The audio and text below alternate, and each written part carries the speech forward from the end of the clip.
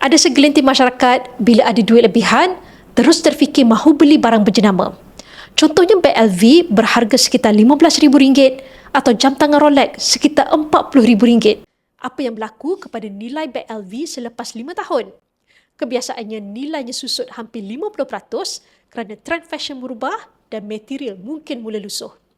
Rolex pula mungkin hanya menyusut sekitar 10 hingga 20% kecuali untuk model-model tertentu yang limited. Tetapi untuk menjualnya, anda perlu mencari pembeli khusus atau kolektor dan prosesnya tidak semudah yang disangka. Sekarang kita bandingkan dengan emas.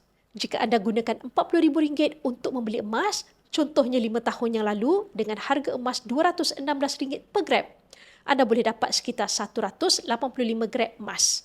Hari ini, nilai 185 gram emas sudah melebihi RM83,000. Bukan sahaja nilainya tidak susut, malah meningkat lebih 100% daripada harga asal. Dan emas lebih mudah untuk dijual sama ada jual terus kepada public gold atau mana-mana syarikat emas. Inilah perbezaan barangan mewah sekadar untuk bergaya dengan membeli emas yang benar-benar melindungi nilai harta. Barang berjenama hilang pesonanya apabila ekonomi gawat.